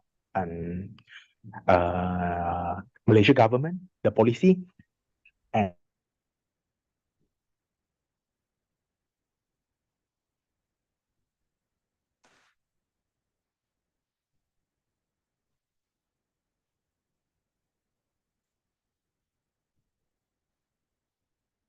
so if you pass the online test, the psychology test, then they will call you for interview. And then to call for interview, usually they already inform you. For example, during my time, they already informed the pegawai sains. They already informed this position, pegawai sains, is at Jabatan Kimia Malaysia. They already know. So if you really want to join hospital, so you kena berhati-hati lah. You tengok pegawai sains belakang tu should have Kementerian Kesihatan Malaysia or hospital or things like that. So you need to find out. You can always call the Kementerian or whoever who submit the thing, call you for interview. You can call them to find out whether is it the posting going to be in hospital or is going to be in Kementerian and going to be any other jabatan, things like that. And then speaking about my experience, before I call interview as pegawai sains di Jabatan Kimia Malaysia, I got another interview, which is to become an investigating officer for SPRM, pencegahan rasuah. Dia call interview saya Lepas tu dia macam sebab dia call interview dia dah tahu dah pegawai penyiasat, lepas tu kurungan Suruhanjaya Pencegahan Rasuah. So dah tahulah memang dia akan kalau macam berjaya interview tu, I will never be in Jabatan Kimia, I will be in SPRM investigating orang ni. Contohnya adakah betul bekas menteri pernah rasuah ke apakah? Okay, ni berita hangat sekarang. Okay, sensitif, I tak boleh cakap. So things like that lah. So before I still remember during that interview,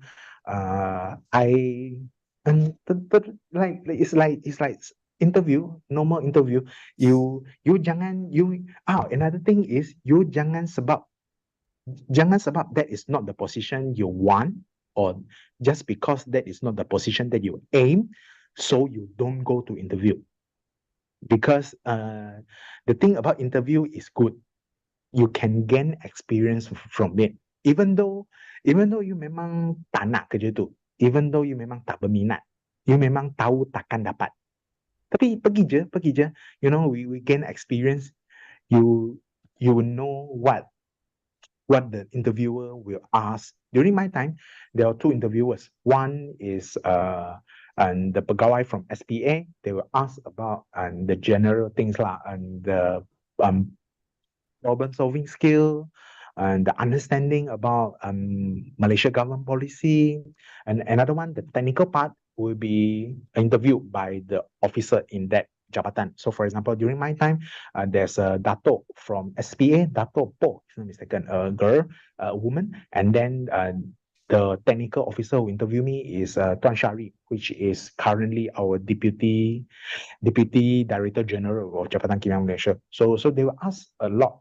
They were asked a lot, and I remember the interview lasts about, I think, more than half an hour, and then I get saya kena marah teruk betul during interview tu. So dia marah, dia macam because you know, as interview everything start in Malay. So Malay lah, cakap.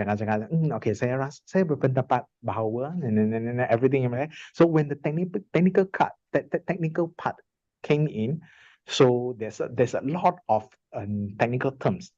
So saya pun sendiri bodoh lah. Saya sendiri pergi tukar. So I switch my answer into English, and then everything turned into English. You know, so they start to ask me in English, so I reply in English, and until the end of the interview.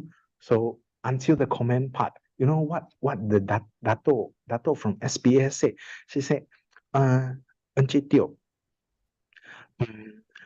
Teo perlu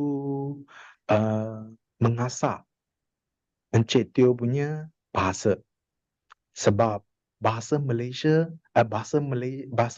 Encik Teo adalah agak teruk. Lepas tu dia komen lagi, and neither your English is good actually. So you have to remember, as an officer, you always need to improve yourself.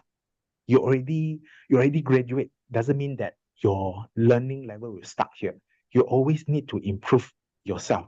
And then for you, Mr. Teo, I will advise you to improve yourself in both Bahasa Malaysia and also in English. So I was like, macam teruknya, macam adakah saya begitu teruk? Macam ya Allah, macam masa tu memanglah confidence saya memang teruk betul. Memang I was thinking that confirm lah tak dapat kerja ni dah. Memang dah komen macam tu daripada interview. Saya memang tak berharap langsung, memang tak, I ingat saya memang takkan dapat. So tapi in the end still dapat juga. So I think sometimes the interviewer diorang saja nak kritik you sebab diorang nak tengok you punya respon. Diorang nak tengok you punya confidence level up to mana. Sebab benda ni memang apply untuk saya tau. Sebab I'm not going to lie to you, because not every court experience, not every of my court experience is a good one. There are times that where the lawyers and the judge will critique you a lot. Like, apa analisis ni? Apa kesimpulan ni? Apa yang you buat dalam analisis ni? So that is part of their job. You can't blame them. You can't blame the lawyers for the critical questions because that is their part of job. That is, and they need to protect the right of their clients. That's why they need to question you in such way. So that is memang normal untuk court case. So untuk sesetengah court case memang they will try their best to bring you down so that just because your report is not, or the conclusion in your report is not favorable to them. So they want to bring you down so that they can win the case. So benda ni akan recycle again and again and again and again and again. So kalau that's why when we terima criticize, we need to remain certain level of confidence because we know what we did is right. We know what we did is correct. We know the analysis is correct. There's no any other way around. Like that is like that. So up to a level we need to defend our report and analysis, and that is why we need to train yourself to have jangan cakap kentau jiwa. So orang kritik you kena defend juga. Tapi kalau dia kritik you dengan benda yang betul, kenalah terima. We always have to be humble. You don't go and be cocky and go and bergaduh-gaduh dalam mahkamah. So during trial, go and quarrel with the lawyer or judge. So that's not how the court ethical will do. So from up to a certain level, we need to defend ourselves, but then we still need to be humble. Okay, just to know about you, what is the thing that motivates you the most Mr. during your... Teo, Yeah. you baca tu soalan kat mana? Dalam chat room, meeting chat. Meeting chat. Sebab Tak ada. I tengok dekat chat tak ada pula soalan. So, I terkejut tadi dia tiba terus baca soalan. Ada saya nampak dalam... Ada? Tak apa. Puan Gaya, chat tu kepada Mr. Teo sahaja, bukan to everyone, sebab tu kita tak dapat baca. Oh, no wonder I tak nampak. Oh, ya ke? Okay, sorry. Tak apa. Before you go to next question, saya bagi pihak majlis nak ucap terima kasih dulu di atas perkongsian tadi. Tadi Mr. Teo dah jawab satu soalan. Tak apa, you can carry on terus pada next question. Ada berapa soalan lagi? Dengan saya pun ada soalan daripada YouTube. Dekat ni ada satu lagi je, last. Tapi from Nazira as well. You jawab yang tu dulu. Tapi you kena baca soalan lah sebab I tak nak baca soalan tu. Okay, sorry. Alah, I pun tak perasan. Sorry. So Puan Nazira also asked just to know more about you. What is the thing that motivates you the most during your working time? Macam soalan ni macam susah nak jawab. Macam tadi I baru cakap nak motivate kan. So benda ni comes from for me. So this only still you need to remember. So this only apply to me. Doesn't mean that is the only way or that is the best way. So that is the best way for me. Okay. So rasa you all boleh test kalau korang boleh bermanfaatkan benda ni, that will be the best. It will be my honor. But then kalau tak berjaya, kalau it doesn't fit so good for you, doesn't mean that it's wrong, just that you probably need other ways. So for me, the best way to motivate myself during working hour is the working environment. You need to make good with everybody, and then you need to really get your sense of responsibility in your work. So every day or every night before I go to sleep, so I will start thinking a bit, nak buat apa besok? Besok kena buat ni, besok kena buat tu. So usually I will come out with a few 2-3 items which is emergency yang I perlu jawab serta-merta. I need to attend to it immediately. So that is one of the things. And then from that sense of responsibility, you automatically you will find passion to do it. I say, okay, so hari ni saya perlu siapkan ni. Saya perlu siapkan analisis untuk 2 case. Lepas tu saya perlu buat ni, saya perlu buat tu. So lepas tu you arrange your time accordingly. So that is where I motivate myself. That is only my way, my way. So you can try. If it doesn't fit for you, don't be demotivated. Don't be demoralized. You just need to dig yourself to find any other way that fits for you. I think that's all good, Puan Rogaya. Okey, saya ada satu soalan ni, misalnya dari YouTube. Oh, okay, okay. Okey, soalannya dari Farah Najwa, program terapi cara kerja. Oh, okay. Okey, dia kata, salam sejahtera Cik Teo. Apakah first impression yang Cik Teo dapat semasa mula bekerja dalam sektor awam sebagai mahasiswa UKM? Oh, okay, okay, okay, okay. Saya boleh share satu benda, tapi no. Okay, so I boleh share satu benda, tapi korang jangan anggap saya sebagai sombong tau. You jangan, ini bukan sombong. Tapi I rasa when I first join Jabatan Kimia, when people know you are from UKM, so people are, wah, UKM, budak pandai. Macam, tak adalah, biasa je.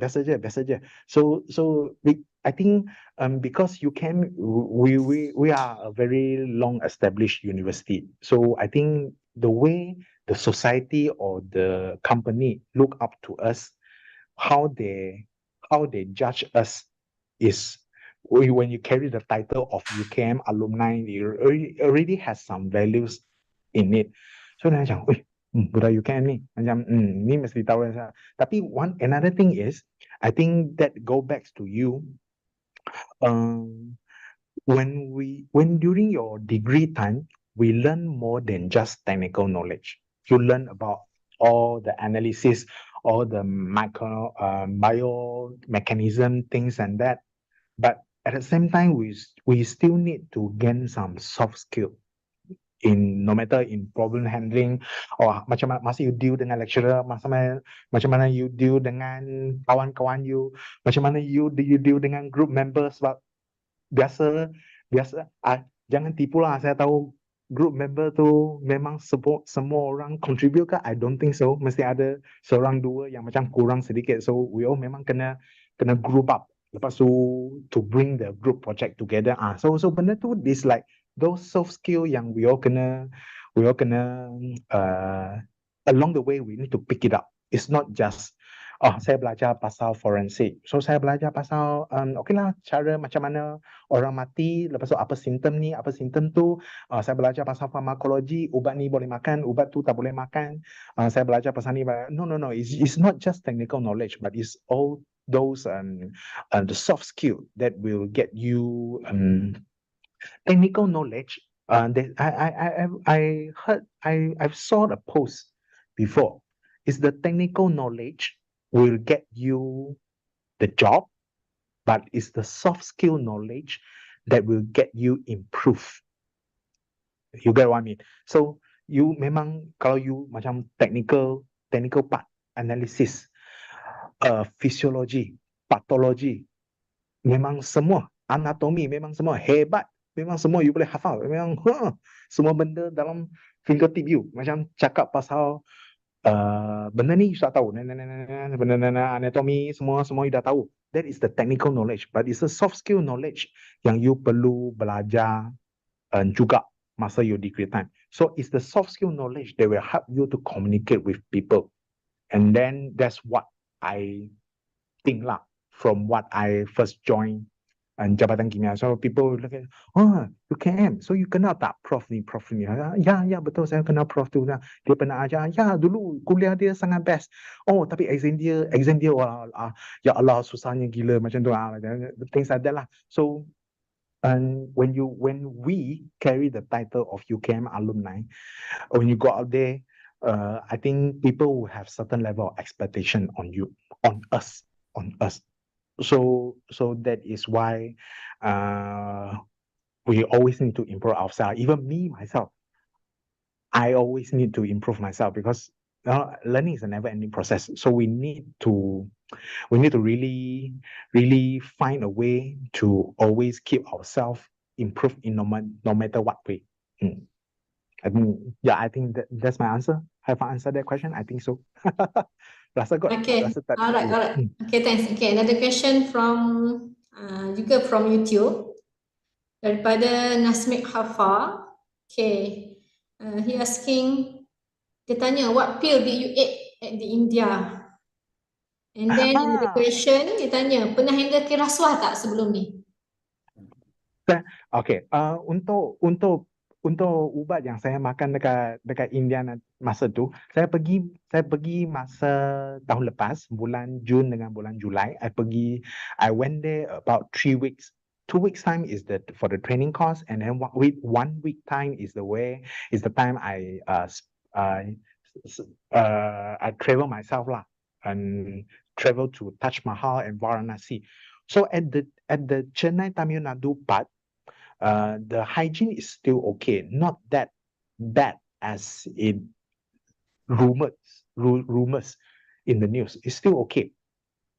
And tapi for safety precaution, so I bought a box of the pure Chitek-on. So every day saya makan satu paket. So insyaAllah, so Alhamdulillah, saya dah balik dengan selamat. So throughout the 3 week time, saya only ciri-biri 2 kali. So tapi yang dua kali ciri-biri tu is like tak adalah sangat-sangat teruk. Tu just that normal toilet punya tu. Yeah. Lepas tu soalan kedua, yang pernah tak saya handle case rasuah? Macam memanglah pernah, saya kerja dokumen kan. So the documents that I handle mostly is forged document, whether macam tender kerajaan dia pernah dipalsukan, quotation yang pernah dipalsukan. Saya even pernah terima case yang surat naik pangkat palsu. Dia palsukan dokumen untuk naik pangkat sendiri, macam itulah. So tapi benda tu sorry lah, macam private, confidential sangat. So sebenarnya saya boleh cakap saya pernah handle case macam ni, tapi macam dia dari agensi mana, dia melibatkan siapa, dan maklumat tu is actually private and confidential. So I tak boleh lah, tak boleh share sangat. Tapi meanwhile you all semua dekat laptop depan masing-masing kan? You all nak try tak? Alamak. Saya ajar you all macam mana, kenapa hilang? Jap. Saya ajar you all macam mana nak tengok you punya license, ori atau tak ori. Nak try ke? So semua orang, doktor, adik-adik, so you all pergi cari you punya license. Kalau you ada license lah, saya ajar you macam mana nak tahu license you all ori atau license you all palsu. Atau mungkin you kena cakap, I kena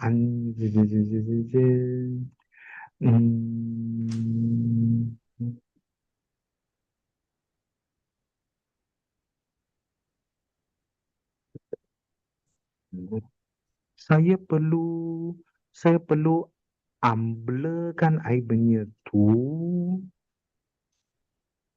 Alamak. You tak nampak kan apa yang saya pegang? Dia tak nampak. Nampak tak? Tapi okay. ini blur my background. Tu that one, now nampak? Okay. Okay. So license. So semua orang dah dapat license masing-masing kah? Dapat? Okay. So kalau you pegang, saya rasa one thing about license is kebanyakan we all tak perasan. License Malaysia sebenarnya dia punya laminate sangat cantik. So kalau license kan ada muka, tengok muka handsome. So kalau you tengok muka you, lepas tu you letak in front of you, lepas tu dekat level chest, rendah sikit. Lepas tu macam ni, you letak dekat level ni, lepas tu you try pusing, you try twist the angle around.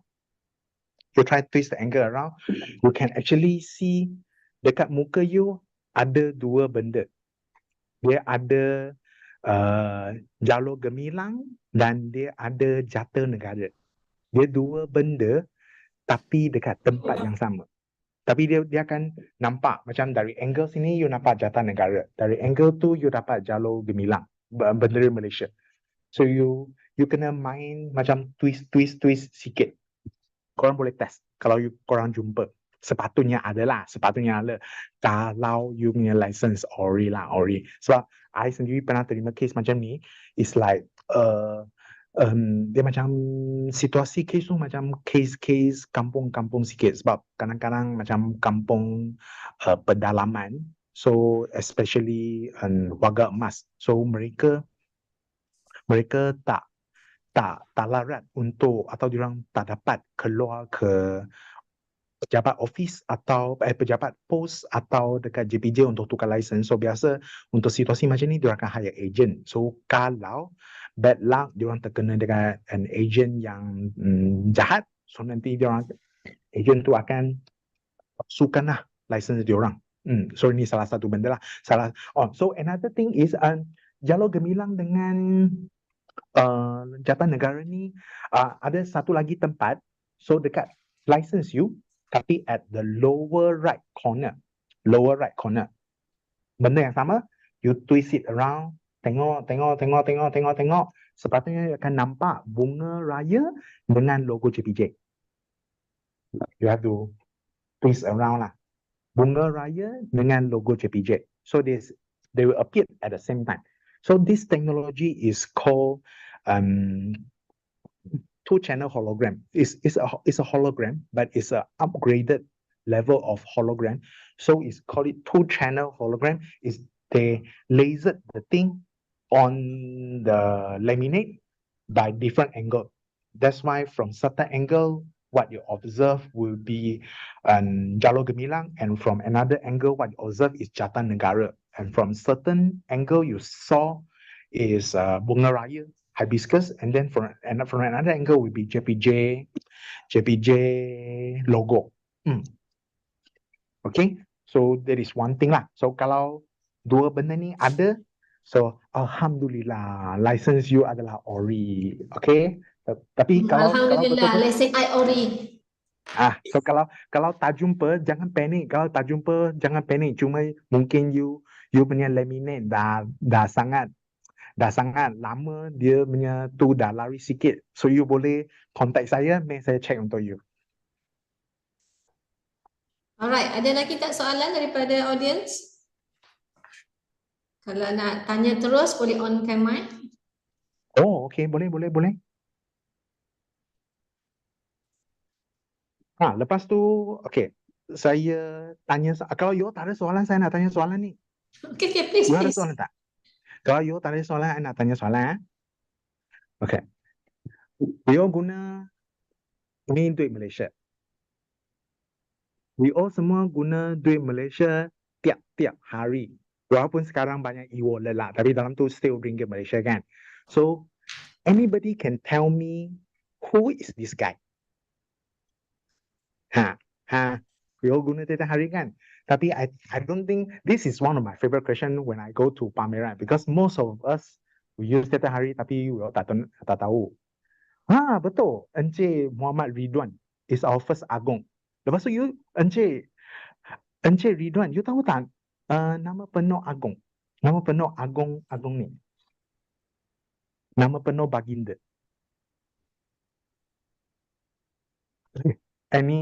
Ni Tuanku Abdul Rahman dah tahu ni. So, I nak bagi tahu lah. So, sebenarnya, nama penuh Agong Tuanku Abdul Rahman ni ada dekat di Malaysia. Nama penuh baginda. So, saya mungkin tengok macam ni mungkin tak dapat kot.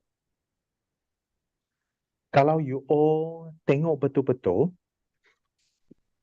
Ayo nak bagi tahu ke atau you test dulu? Ayo test dulu lah. You cari dia nama penuh Agong tu ada dekat mana.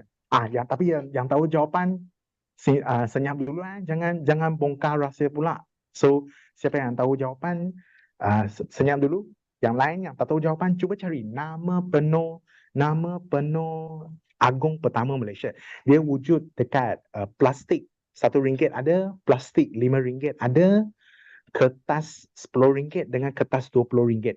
Empat kertas ni ada nama penuh yang di-Pertuan Agong pertama di Malaysia, nama penuh. Kalau RM50 dengan RM100 tak ada. Tapi kalau you ada nanti tapi sekarang macam susah nak. Jumpa.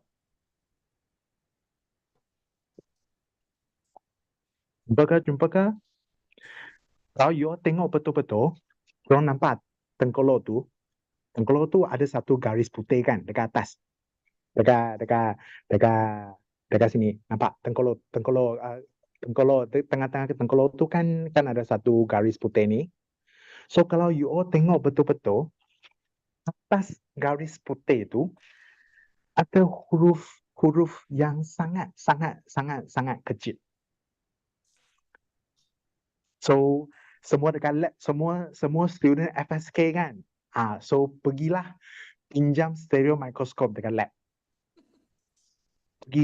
Pergi cari bila ada lab session, ada amali, pergi curi-curi pinjam stereo microscope dekat fakulti. So ni adalah one of the security features, ciri-ciri keselamatan yang wujud dekat duit Malaysia, ringgit Malaysia. Dia is called micro printing. So dia tulisan yang sangat halus. So masa you zoom dengan mikroskop, dia you akan nampak cantik. Tapi kalau you cuba color photostat ke apa ke, so benda tu akan hilang. So that is one of the security features lah untuk nak protect ringgit Malaysia daripada dipalsukan. So kalau mereka yang jumpa, kalau macam you ada handphone, cuba ambil gambar dengan handphone. Sebab masa pameran ada yang handphone yang canggih-canggih, iPhone 15. So siapa yang sudah ada iPhone 15, test dengan kamera you, sama ada kamera you boleh dapat tangkap micro printing yang begitu halus. Lepas tu ada soalan lain nak tanya tak? Kalau tak ada soalan dari audience, saya ada satu soalan untuk Mr. Teo. Yep. Okay. Ini saya tanya untuk bagi pihak pelajar-pelajar kita lah. Okay. Tadi Mr. Teo sebut setiap pelajar kena ada soft skill and everything kan. Okay, dari segi kemahiran lain, kemahiran teknologi. Apakah kemahiran teknologi yang diperlukan untuk pelajar kita untuk membolehkan they are marketable dalam pekerjaan? Okay. So sekarang, technology every day it changes very quickly.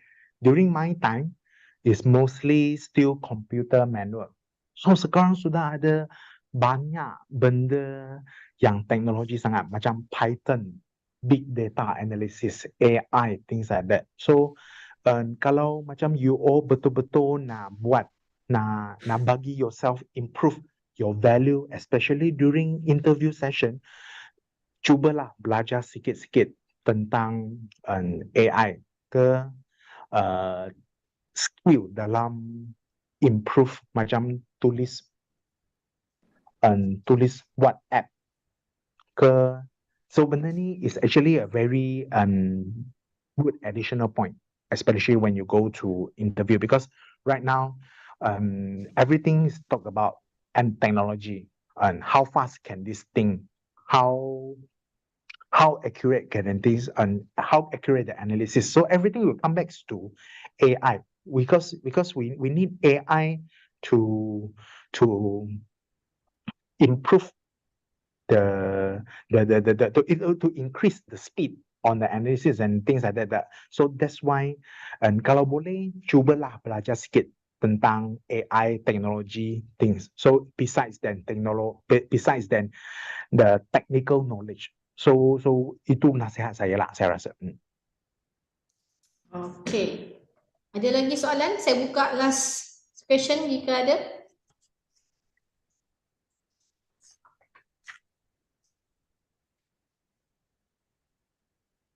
Okay, kalau tak ada tak apa. Ada? Itu Miss Lee. Oh, ingat on camera nak tanya soalan. Okey, tak apa, kau tak ada soalan. Terima kasih Cik Teo di atas jawapan-jawapan dan soalan-soalan yang telah diberikan. Okey, sebelum kita berakhir, saya nak minta sekali lagi sepatah dua kata daripada Cik Teo ataupun nasihat ataupun tips kepada pelajar-pelajar kita yang bakal menjengah ke alam pekerjaan tak lama lagi. Silakan. Oh, adalah rasa nasihat saya, yang ni is only speaking from my personal experience lah. So, masa you dekat universiti, zaman universiti, korang buat apa yang korang sepatutnya buat. Kalau you sepatutnya belajar, you belajar. Kalau you sepatutnya buat aktiviti, buatlah aktiviti. So bagi saya, tak perlu fikir, don't be so nervous or anxious or ambitious to start working yet. For me, because I believe during your age, during your time, you should do what you should do. So kalau you perlu belajar betul-betul. Kalau you perlu belajar pasal marketing, macam mana nak buat event, macam mana nak cari duit, macam mana nak tulis proposal untuk nak buat program, contohnya program alumni, macam mana nak buat program alumni. So macam mana nak buat program untuk club ni, perlu buat proposal, perlu ada strategi marketing. Benda-benda tu yang you perlu belajar. Bagi saya lah, sebab zaman you bagi saya bukan adalah belum masa lagi you all untuk macam I nak kerja part time dulu, I nak join MLM, I nak jual ni, I nak jual tu untuk dapat duit apa-apa. Benda tu nampak tempting, tapi for me you lose focus what you are supposed to do at your age right now. So for me is sekarang you dekat you join je lah. Apa yang you boleh join, you belajar apa yang you boleh belajar. Tak perlu fikir-fikir pasal kerja-kerja lain. Tapi kalau you dah final year, so maksudnya mungkin enjoy tu, jangan enjoy sangat. You kena start prepare yourself untuk interview semua macam yang cakap tadi. You kena package yourself to look nice so that when you interview, success tu tinggal success rate tu tinggi sikit. Lepas tu itu je lah kot. Okey, majlis mengucapkan terima kasih sekali lagi kepada Encik Teo yang sudi bersama kita pada pagi ni, walaupun pejabat tu agak sibuk kan, masih lagi sudi meluangkan masa untuk kita. Jadi saya harapkan pihak fakulti mengharapkan agar segala perkongsian dan pesanan yang telah disampaikan oleh Encik Teo tadi akan menjadi pemangkin dan inspirasi khususnya untuk pelajar-pelajar di FSK. Terima kasih sekali lagi Encik Teo. Okay, sama-sama Puan Rogaya.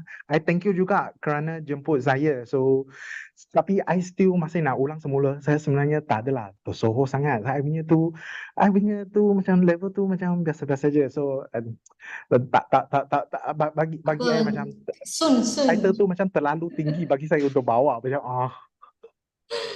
Okay, sebelum kita menutup tirai, saya mohon kerjasama semua hadirin untuk mengisi kehadiran dan juga memberi penilaian program pada hari ini pada pautan dan juga QR code yang dipaparkan di ruangan komen.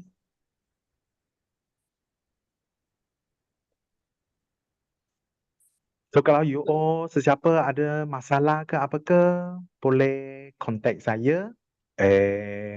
Boleh contact saya, rasa Google je kot, Google keluar nama saya, kalau muka saya itulah. So bolehlah ada nombor handphone saya macam terlalu private kalau nak share dekat sini. Bolehlah email saya ke apa ke. Dalam rasa Google ada kot nombor office saya 0379853857. Nombor office saya. Maybe email Cik Teo boleh tulis dekat ruangan chat. Ya, betul.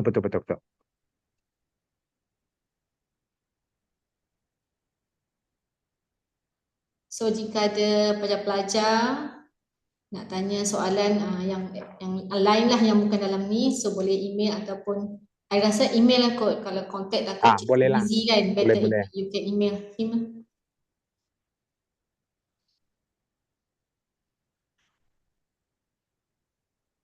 Baiklah, dengan itu berakhirlah program kita pada hari ini.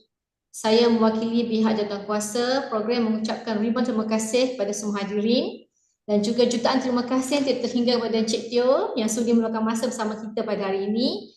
Kami juga mohon ampun dan maaf andainya terdapat kekurangan sepanjang program berlangsung. InsyaAllah semoga kita berjumpa di lain masa akan datang. Sekian, wassalamualaikum warahmatullahi wabarakatuh dan salam sejahtera.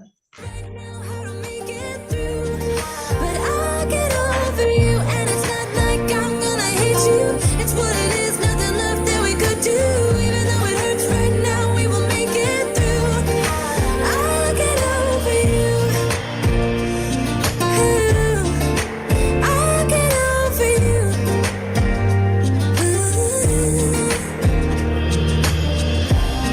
We were holding on to something that we both know couldn't work, so we should try to say goodbye. You know we had our problems, so now we have to try to move on. Baby, you and me, we're so messed up together. Even if we tried, we'd be stuck here forever. I don't understand right now how to make it through, but I'll get over you, and it's not like I'm gonna hate you. It's what it is, nothing left that we could do. Even though it hurts right now, we will make it through. I'll get over you. I'll get over you. Oh, I'll get over you.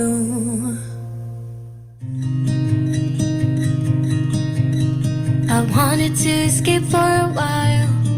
Thought that a couple of drinks could ease my mind. I've been thinking of you for 2 weeks straight. I know that I need to get myself back in the game. Someone said your name had a turn around. Suddenly you're there standing in the crowd.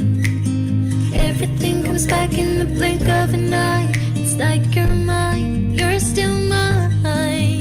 Babe, skip the small talk, 'cause you know me better than I know myself. Oh my, it's been a while now since I saw you, but it feels like yesterday somehow. Time has stopped, nothing's changed, we're the same. And we skip the small talk, 'cause you know me, yeah, you know me like nobody else.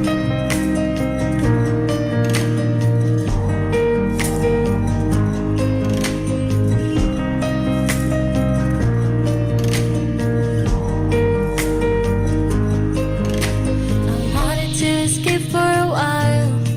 I called a couple of friends and we went out, but I never thought I'd see your face. I really wanted to escape, but it was just too late. Someone said your name had a turn